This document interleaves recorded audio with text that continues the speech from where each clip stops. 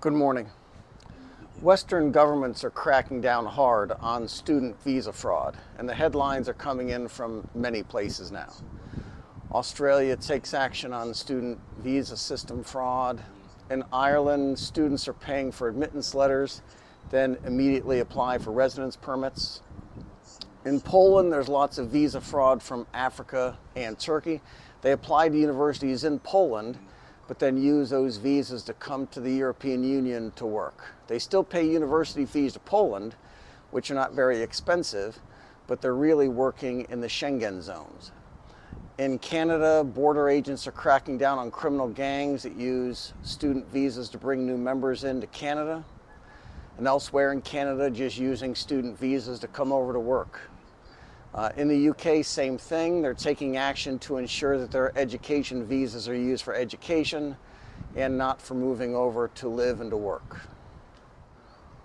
Let's go back to Australia, where economists have studied the data and conclude that it's only Chinese students that are going there to Australia to study and not to work.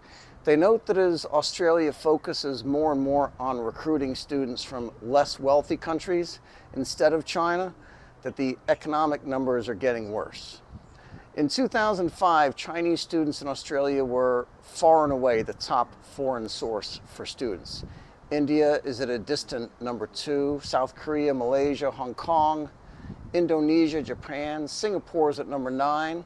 These are wealthier Asian countries that make up the top 10, with the United States and UK at 12 and 14.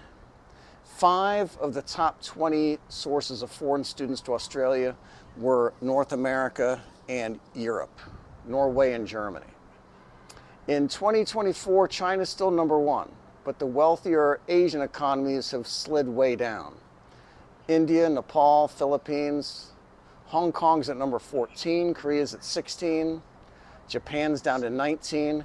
North America and Europe didn't make the top 20 source countries at all in 2024. There are lots of moving parts here and reasons why, but let's look at this survey of college students themselves. The question they ask here is, what are the most important factors that will influence where you go to study?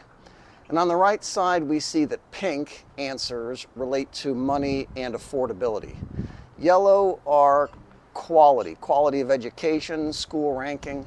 Light green are migration and right to work. Gray is quality of life issues, such as school safety.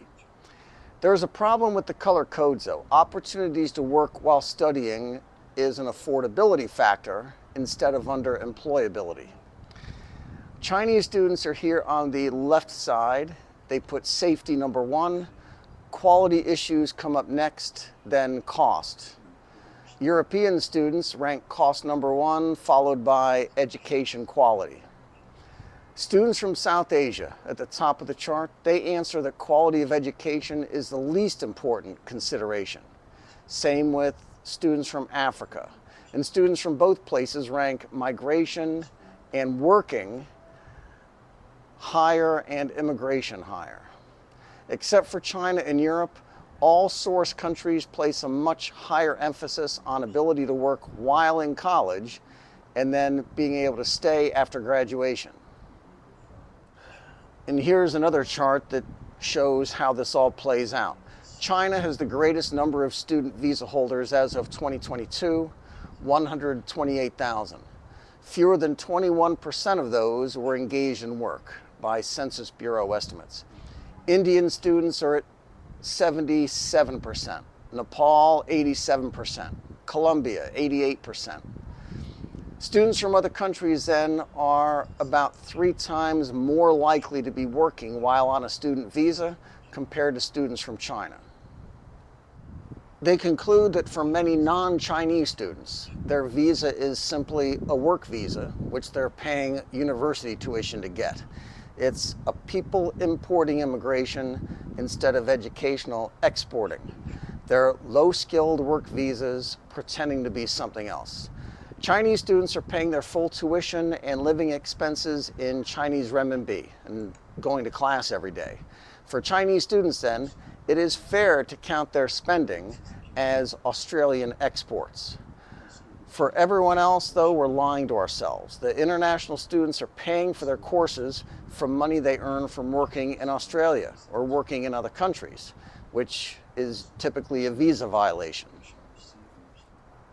It's little surprise then to see this chart. 3 years after graduation, international student graduates are working mainly in low-skilled occupations across Australia.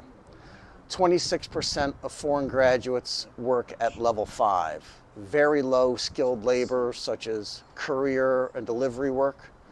Another quarter are in food service and hospitality industries, and that's over half. 51% of foreign students who remain in Australia following graduation are working in jobs that don't really require a degree at all. This is Changsha, the capital of Hunan province. Be good. Do unto others as you want others to do for you. Store up for yourself treasure in heaven. For where your treasure is, there will your heart be also. No man can serve two masters. You cannot serve God and money. So do not be worried about your life, what you will eat